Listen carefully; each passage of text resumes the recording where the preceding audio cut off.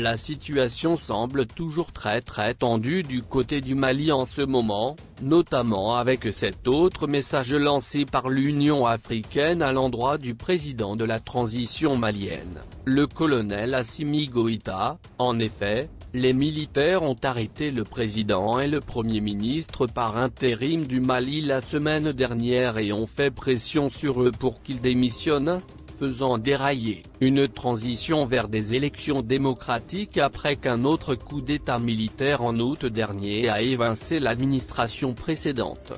L'ancien vice-président Assimi Goïta, un colonel à la tête du coup d'État d'août et de la révolte de la semaine dernière, a été déclaré président vendredi.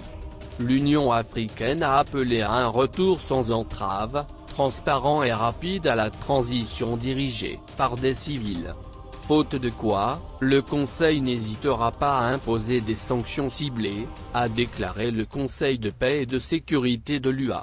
Cette décision de l'Union africaine intervient après celle de la CEDEAO, et celle de la France qui avait également condamné ce coup de force du colonel Goïta. Mais face à toutes ces nombreuses mises en garde, le colonel semble ne pas être dérangé, et compte bien mener son combat jusqu'au bout. Cela se justifie clairement à travers ce nouveau message qu'il a lancé au peuple malien, et au peuple africain en général, montrant ainsi sa détermination à vouloir réaliser le rêve de Thomas Sankara. Incroyable mais pourtant vrai. Un autre Thomas Sankara semble avoir de nouveau vu le jour en Afrique.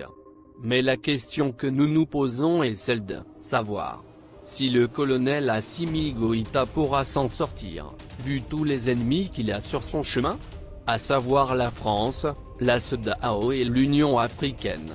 En tout cas, nous y reviendrons. Abonnez-vous à la chaîne si ce n'est pas encore fait.